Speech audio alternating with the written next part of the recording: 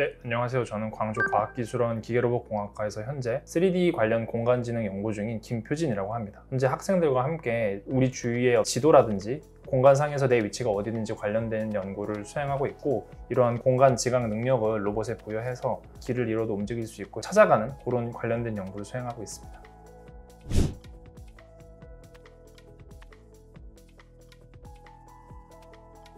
제가 박사과정 때 사실 우연한 기회로 나사 에임즈 리서치 센터의 학생 연구원으로 이제 파견을 가게 돼서 거기에 있는 브라이언 콜틴이라는 박사님이랑 함께 연구를 시작하게 됐고요. 그때 이후로 지금까지 쭉 인연이 잘 이어져서 에스트로비 연구를 수행하고 있고요. 인상적인 에피소드는 이제 처음에 생각했을 때는 지구에서 사용되는 자율항법 기술들이 우주에서 적용하면 쉽게 동작이 될 거라 생각했는데, 의외로 무중력 환경이라든지 가속도가 잡히지 않고 또 너무 우주 환경 내에는 지저분하거나 떠다니는 물체가 많아서 자율항법이 어려웠던 그런 기억이 있습니다.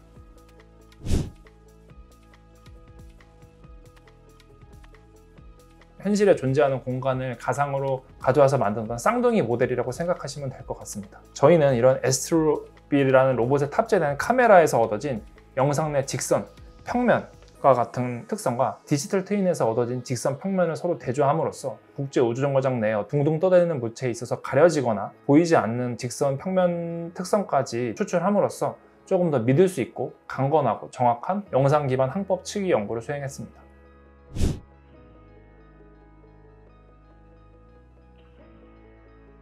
GPS라든지 글로나스 같은 다양한 위성 중심의 항법 시스템이 상용화되어 있기 때문에 누구나 쉽게 위치를 측여할 수 있지만, 실제 우주정거장 혹은 더 나아가서 이제 심우주 탐사, 화성이라든지 달을 가는 여정에 있어서는 사전에 설치된 인프라스트럭처가 없기 때문에 길을 잃어버리기 매우 쉽고, 그에 따라서 항법 알고리즘이 매우 중요한 요소 중 하나로 이제 다가오게 됩니다. 그리고 마찬가지로 이제 중력 방향이 없기 때문에 위아래 개념이 없습니다. 단순하게 그냥 회전 운동 측의 관점에서 왼쪽으로 가는지 오른쪽으로 가는지만 알 수 있기 때문에 지구에 비해서 우주 환경이 길을 잃어버리기 쉬운, 항법이 실패하기 쉬운 환경인 것 같습니다.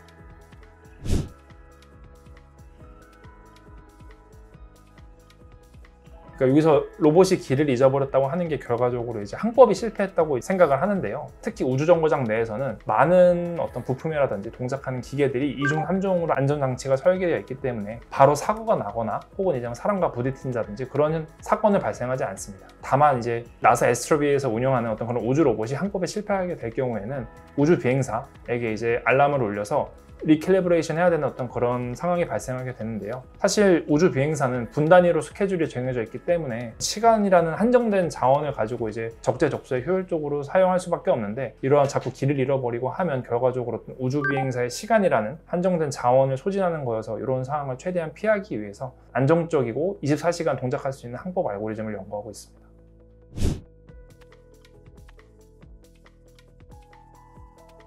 무중력은 말 그대로 이제 중력이 아예 없는 그런 상태를 말하지만, 실제로 국제우주정거장이나 혹은 자유낙하할 때 어떤 그 받는 상태는 무중력 상태라기보다는 더 정확히는 무중량 상태가 맞습니다. 그러니까 사실 우주정거장이 계속 떨어지면서 공전하는 자유낙하하는 상태라 질량 자체는 존재하지만 체감상 무게가 사라지기 때문에 무중량 상태가 맞는데요. 직관적으로 이해하기 쉬웠기 때문에 무중력 상태 혹은 이제 제로 그래비티라고 이제 저희 실제 서양에서도 그런 식으로 많이 부르고요. 이제 미국 같은 곳에서는 이제 비행기가 올라가서 30초에서 1분 정도의 시간 동안 어떤 그런 무중량 상태를 실제 경험할 수 있습니다. 제로지 플라이트라는 회사에서 이제 그런 무중량 상태를 체험하는 서비스를 하고 있고, 우리나라 같은 경우에는 아산 그린타워라는 곳에서 어떤 드롭 타워를 만들어서 어떤 그런 무중량 상태에 관련된 실험을 수행하기 위한 어떤 실험 기지를 구축했습니다.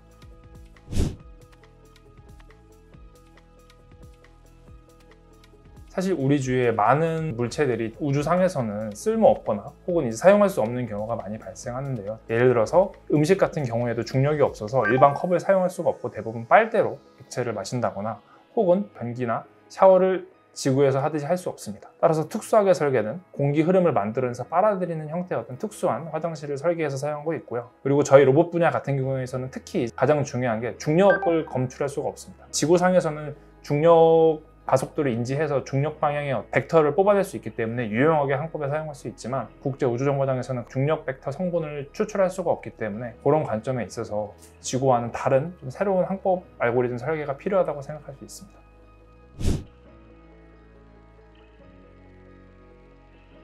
현재 3개의 S3B 모델, 범블, 퀸, 허니가 지금 현재 활발하게 활동하고 있습니다. 그 외에도 일본 작사의 인터볼2라는 두 번째 버전이 올라가서 현재 우주 비행사들이 실험하는 모습을 촬영하는 데 도와주는 것으로 알고 있습니다. 그리고 유럽 이사에서의 사이먼2라는 로봇이 올라가서 활발하게 관련된 연구 활동을 수행하고 있는 것으로 알고 있습니다.